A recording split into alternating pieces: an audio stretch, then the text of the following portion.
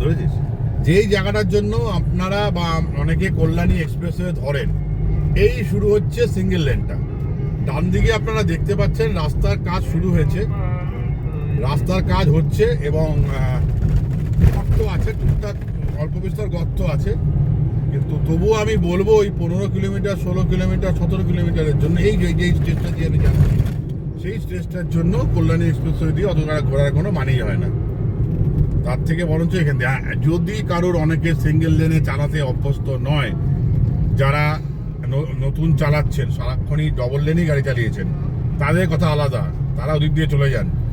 না হলে এখান দিয়ে এই 15-16 কিলোমিটার ক্রস করে জাগুলি দিয়ে মানে ওইখানে গিয়ে ওখানে ওঠাটাই বেটার। হ্যাঁ, দেখুন রাস্তা কিন্তু খালি, দু এক জায়গায় একটু টুকটাক গাড়ি ফাড়ি আসছে, কারণ এখন কিন্তু একেবারে ভোর নয়, 8:15 বাজে, 8:15। সুতরাং 8:15 মে মাসের 26 তারিখে বেলায়, অনেকটা গরমকালে বেশ বেলায় আর কি, শীতকাল হলে বলতাম। এই দুপাশে রাস্তায় কাজ চলছে, আশা করা যায় 1 বছরের মধ্যে এটা পুরোটাই ডবল লেন হয়ে যাবে। তখন ওই বারাসাত থেকে শিলিগুড়ি দেখা যাবে আর কি, যেটা বলে আর কি অনেকে, যে ওখান থেকে শিলিগুড়ি দেখা যায় জাগলি থেকে, এত সামনে হয়ে গেছে। এই স্টেজটা দেখুন আমি চালাচ্ছি, এই স্টেজটা দিয়ে, যে জায়গাটার জন্য অনেকে অশান্তি মনে করে, কোনো অসুবিধা নেই, কোনো অসুবিধা নেই, জাস্ট সিঙ্গেল রোড।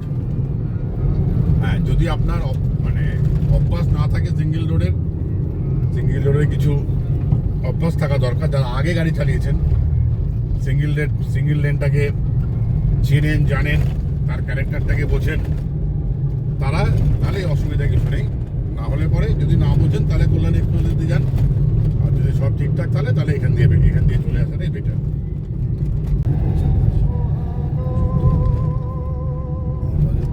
তা দেখতে পাচ্ছেন যে রাস্তাটার কাজটা হচ্ছে, এই রাস্তাটা কিন্তু এবার সিঙ্গেল লেনটা শেষ হয়ে যাচ্ছে, যেটা আপনাদের দেখাচ্ছিলাম।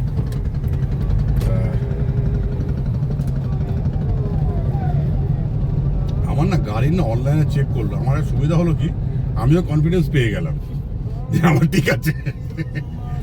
যাই হোক, আমার পেপারসটা মোটামুটি চেষ্টা করি ঠিক রাখার। একবারই আমার একটু প্রবলেম হয়েছিল, একদিনের জন্য আমি একটা পলিউশনের কেস খেয়ে গেছিলাম। এখন আমাদের ঠাকুরিয়ার উমা থেকে পলিউশন করালে ওরা ঠিক 2 দিন 4 দিন 5 দিন 7 দিন 10 দিন আগে থেকে মেসেজ পাঠায় এবং 2 দিন 3 দিন আগে থেকে ফোন করে যে আপনার পলিউশন শেষ হয়ে যাচ্ছে।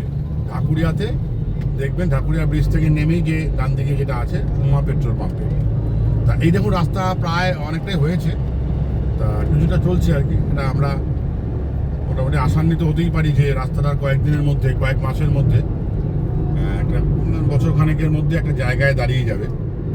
সুতরাং তখন আমাদের আর ওই অত দূর কল্যাণী এক্সপ্রেসওয়ে দিয়ে, তবে হ্যাঁ, কল্যাণী এক্সপ্রেসওয়ে খুব সুন্দর হয়েছে।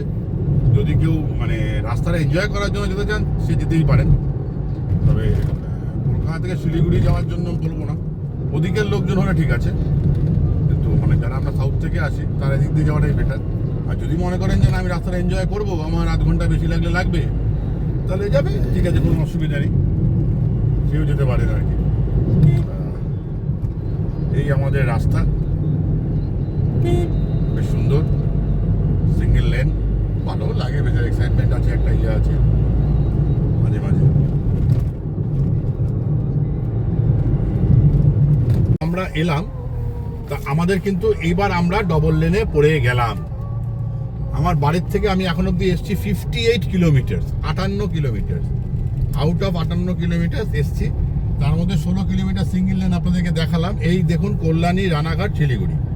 সুতরাং এই একটু একটা প্যাচটা একটু নো ডাউট একটু গর্ত আছে, কিন্তু তার জন্য অত ঝামেলা করে কল্যাণী এক্সপ্রেসওয়ে দিয়ে, ঠিক আছে, বেশ ভালো পড়ে গেছি আমরা আমাদের ডবল লেনে। তা এখন বাজে হচ্ছে 8:30। আমার ঠাকুরিয়া থেকে লাগলো এখানে আসতে ওই ধরে নিন 1 ঘন্টা 20 মিনিটের মতো। কটায় বেরিয়েছিলাম? 7:10, 7:05, ওই ধরুন 1 ঘন্টা 15 মিনিট থেকে 1 ঘন্টা 20 মিনিটের মধ্যে, 1 ঘন্টা 20 মিনিটের মধ্যে আমরা এখানে ডবল লেনটায় পড়ে গেলাম। তার মাঝখানে 17 কিলোমিটার এটা ছিল। এবার আমরা ডবল লেনে পড়ে গেছি। এবার আমরা হাতি রেস্টুরেন্টে গিয়ে আপনাদের দেখাবো, হাতি রেস্টুরেন্ট, যেখানে আমরা ধোসা খাই, খুব সুন্দর রেস্টুরেন্টটা। সেই হাতি রেস্টুরেন্টে দাঁড়িয়ে আমরা ধোসা খাবো, তখন আবার আপনাদেরকে দেখাবো। ধন্যবাদ।